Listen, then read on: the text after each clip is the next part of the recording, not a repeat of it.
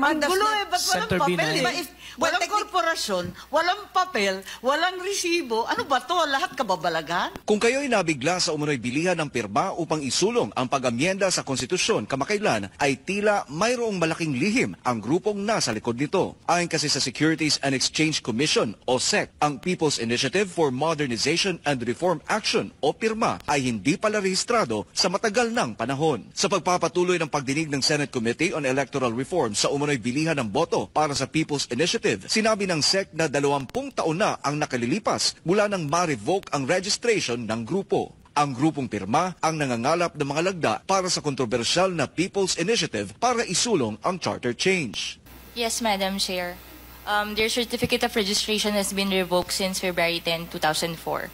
Bukod sa na-revoke ang kanilang registration ay kulang rin ng mga dokumento ang pirma matapos silang ma-register noong March 12 taong 1997. Since the time of their incorporation, they have not submitted any reportorial requirements with the SEC based on our records. They have never reported or updated their documents with the SEC. Yes, Madam Chair. What we only have are their articles of incorporation and bylaws that they submitted at the time of their incorporation. Lumutang din sa investigasyon na ang lead convener na si Noel Oñate at Attorney Anthony Abad ang pangalang nasa pinapipirmahang dokumento para sa PI ay hindi rin membro o bahagi ng grupo mula nang ito'y marehistro. Ayon naman sa abogado ni Oñate na si Attorney Alex Avisado, kasalukuyan pa nilang inaayos ang registration ng pirma sa SEC at kabadadala lamang nila ng mga papeles online ngayong buwan ng Pebrero. May we inform the committee that we made submissions in the online portal of the SEC updating the email and the contact persons.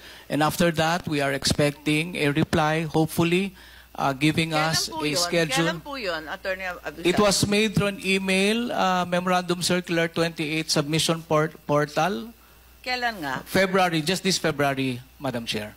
Para kay Senador Amy Marcos, ang pirma na nasa likod ng PI ay isang kababalaghan. You are With the going to assessment. update the website of a corporation that has not been in existence for 20 years. You are correct, Madam Chair, but the process Wala na is... to.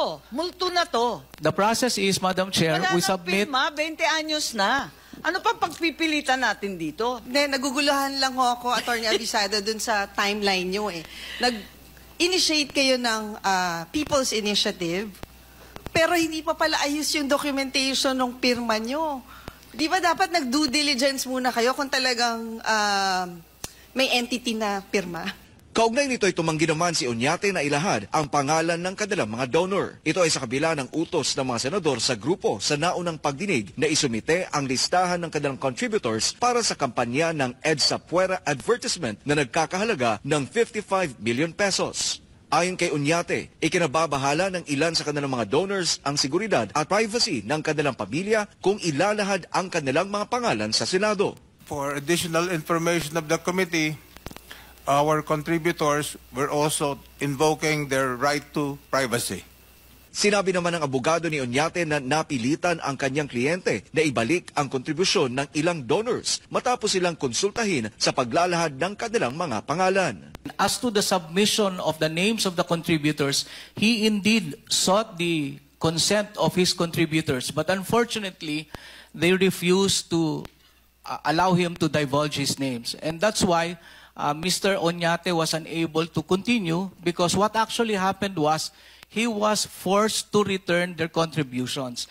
Sa naunang pagdinig ng komite ay inamin ni Oñate na nakipagtulungan siya kay House Speaker Martin Romualdez upang makuha ang 3% ng signatures sa bawat congressional district. Pero itinanggi naman ni Romualdez ang bilihan ng boto kaugnay sa PI. Para sa Diyos at sa Pilipinas kung mahal, Troy Gomez nag-uulat, SMNI News.